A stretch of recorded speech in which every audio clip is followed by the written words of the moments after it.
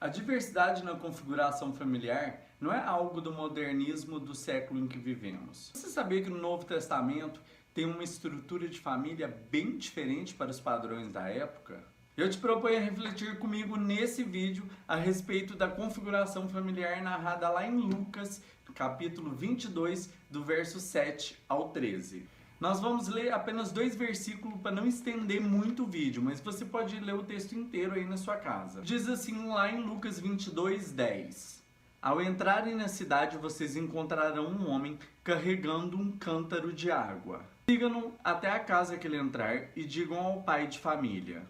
O mestre pergunta, onde é o aposento no qual eu comerei a Páscoa com os meus discípulos? Isso é bastante curioso, principalmente por causa do personagem central, o homem do cântaro. Sim, porque de Gênesis a Apocalipse não existe nenhum homem carregando um cântaro de água, só aqui no Evangelho de Lucas. Era uma função das mulheres, tirar a água do poço, colocar em vasilhas, cântaros, para poder abastecer sua casa. Um hábito da época, as patroas, as donas de casas, as servas, fazerem esse tipo de trabalho. Vou te dar referências para você mesmo ver que o que eu estou te falando é verdade. Está lá em Gênesis 24:11, Êxodo 2:16 e o clássico João 4:7. Esse homem que faz um serviço de mulher me deixou bastante intrigado.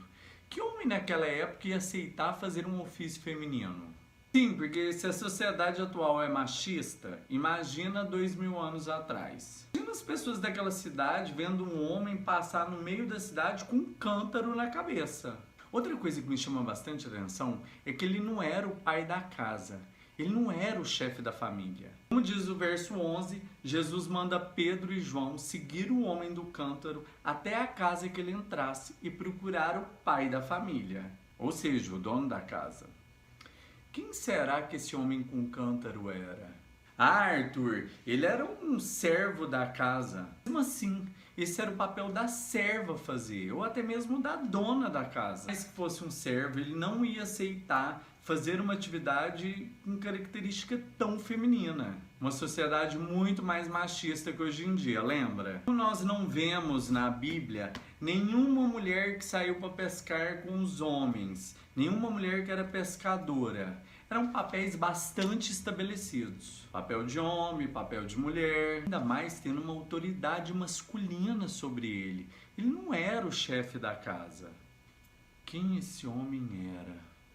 Outra coisa que me chama bastante atenção é a ordem de Jesus para que Pedro e João seguissem esse homem com característica tão feminina. Sim, meus amigos, porque eu fico pensando em Pedro, um homem tão ortodoxo, conservador, rústico, machão. Fico aqui pensando o que passou na cabeça de Pedro quando Jesus ordenou que eles seguissem um homem que carregava um cântaro na cabeça.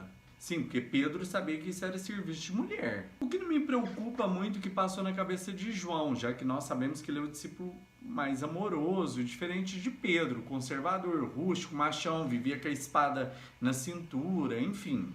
Tudo que Jesus faz tem um ensinamento. E Jesus não se preocupa com um padrão estabelecido por uma sociedade ou cultura. E nós podemos ver no Novo Testamento inteiro. Jesus não tem a menor preocupação com isso. Talvez essa preocupação de procurar um homem que fazia papel de mulher fosse uma preocupação de Pedro e não de Jesus. Vocês estão ligados que essa casa que Pedro e João vão seguir esse homem com características tão femininas é o cenário da última ceia de Jesus, né?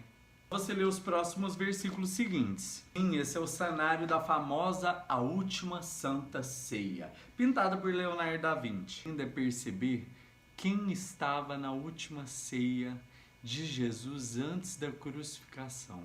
Como nós lemos aqui em Lucas 22, do versículo 7 ao 13, Pedro e João estavam indo buscar uma casa onde Jesus ia tomar a última ceia da Páscoa com seus discípulos. E tanto o pai, que era o chefe da casa, como o homem que carregava um cântaro e tinha características tão femininas, moravam lá. Nós sabemos que uma das características maravilhosas de Jesus é ser agregador. Ele agregava todo mundo, não deixava ninguém de fora. Você acha que a teologia inclusiva, afirmativa, é novidade nossa, né? Tá lá, ó, no Novo Testamento. Jesus era tão mais inclusivo do que nós podemos imaginar. O mais importante não era saber quem era esse homem ou não. Na verdade, eu fiz tudo isso para te provocar a refletir.